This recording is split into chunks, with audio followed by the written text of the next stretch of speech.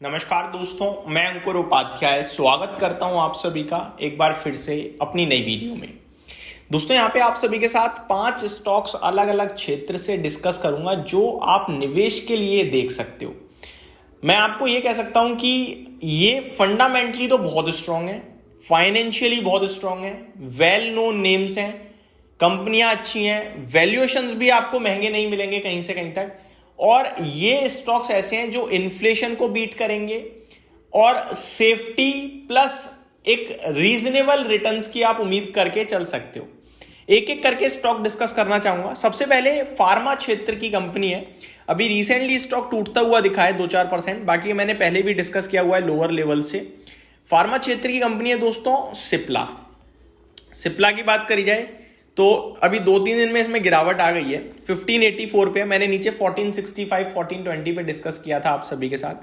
1584 पे अभी करेक्शन आई है ऊपर से, और करेक्शन डीप हो जाए और अच्छी बात है।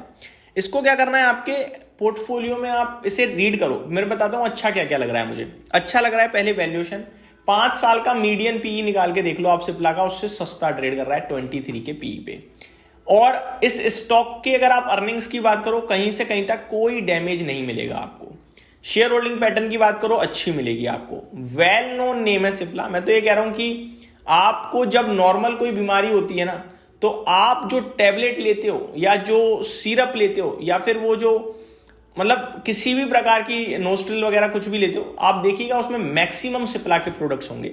सिप्ला किसी स्पेशल ट्रीटमेंट के लिए अपनी मेडिसिन बनाए ना बनाए, लेकिन कॉमन जो हमें होती हैं बीमारियां, सर्दी जुकाम बुखार खांसी, इसमें सिप्ला ही सिप्ला है भाई साहब। मैं तो नॉर्मली नोटिस करता हूं, आप भी करिएगा कभी, आपको पता चलेगा। मेरे को लगता है बहुत ही कमाल की कंपनी है।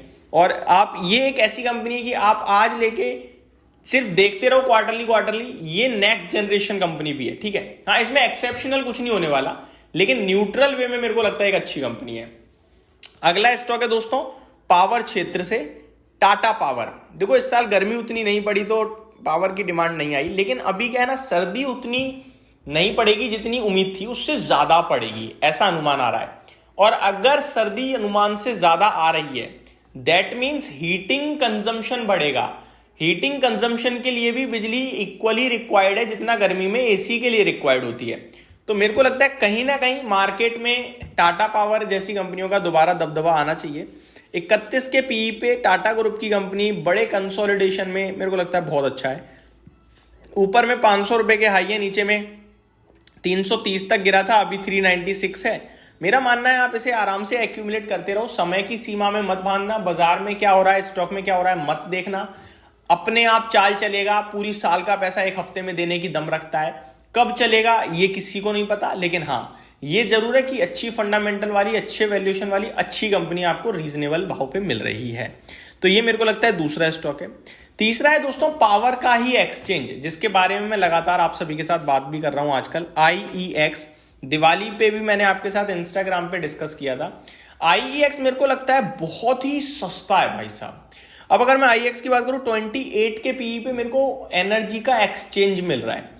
ये मान लो 13,000 करोड़ मेरे को एक्सचेंज मिल रहा है। और एनर्जी की जो डिमांड है या जो ट्रेडिंग है ना, वो बढ़ेगी। रियल टाइम मार्केट हो या फिर डे अहेड मार्केट हो। और ये स्टॉक 147 145 140 खोने के लिए ज्यादा कुछ नहीं दिखता। वो मार्केट कपलिंग की टेंशन थी, वो मेरे को लगता है धीरे धीरे खत्म हो रही है। जो पैनिक था वो स्टॉक झेल चुका है। अब तो सिर्फ एक दिन अनाउंसमेंट आएगी और उसके बाद स्टॉक में तेजी शुरू हो जाएगी, ऐसा मेरा मानना है। तो IEX मेरे को लगता है एक है स्टॉक जो यहां से लॉन्ग के लिए देखा जा सकता है, बहुत अच्छा लग रहा है।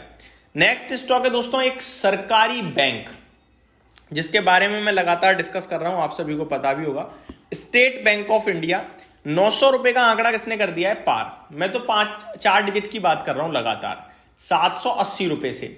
मैं अभी 4 डिजिट ज्यादा दूर नहीं रह गया यहां से, लेकिन मैं आपको इसके बारे में बताना चाहूंगा। हाईएस्ट जो फंड होता है ना कंपनी के पास, डिपॉजिट किसी बैंक पे, वो इसके पास है देश में करीब 72-75 लाख करोड़ का। आसपास भी नहीं है इसके कोई दूर दूर तक। दूसरे नंबर पे HDFC बैंक है, उसका 25-26 लाख करोड़ का डिपॉजिट है। 3 गुना ज्यादा रखती है बैंक उससे ज्यादा। और उसका मार्केट कैप 15 लाख करोड़ है, इसका मार्केट कैप 8,40,000 करोड़ है। तो आप वैल्यूएशन में सस्ता देखो कितना हो गया। अगर कंपनी के मुनाफे की बात करें तो साल में लाख करोड़ के मुनाफे की तरफ कंपनी एग्रेसिवली बढ़ रही है। एग्जैक्टली मैं आपके साथ शेयर करना चाहूंगा कि कंपनी का अभी पूरे फाइनेंशियल ईयर में कितना मुनाफा चल रहा है बीते 4 क्वार्टर्स के हिसाब से देखा जाए तो आई थिंक 80,000 करोड़ है भाई साहब। 80,000 करोड़ का मुनाफा एक साल में बना रही है। यानी कंपनी जिस मार्केट कैप पे ट्रेड कर रही है ना, अगले 8 साल में कंपनी का उतना मुनाफा होने वाला है। 8 साल बहुत लंबा लग रहा है, लेकिन ये देखो मार्केट कैप आपको स्वभाव पे और एसबीआई का ऐसा बिजनेस है जो डगमगाएगा नहीं, मानते हो ना। तो ये बहुत ही ज्यादा रीजनेबल और बेहतरीन कंपनी है। शेयर होल्डिंग पैटर्न की बात करूं वो आपको देख लीजिए, पब्लिक के पास मात्र मतलब म्यूचुअल फंड ने तो भर भर के ले रखा है, 28% डीआईआई ओन कर रहे हैं भाई साहब। तो ये एक स्टॉक है जो मेरे को लगता है बहुत ही दमदार है। Last but not the least, देश आगे बढ़ेगा तो सीमेंट की जरूरत पड़ेगी और सीमेंट में अल्ट्राटेक सीमेंट अभी थोड़ा नीचे चल रहा है। बरसात के मौसम के बाद थोड़ी गिरावट आती है और इस बार तो बरसात हद से ज्यादा हुई है क्योंकि कंस्ट्रक्शन का काम रुकता है। मेरा मानना है अल्ट्राटेक बाय ऑन डिप होना चाहिए आप सभी के लिए।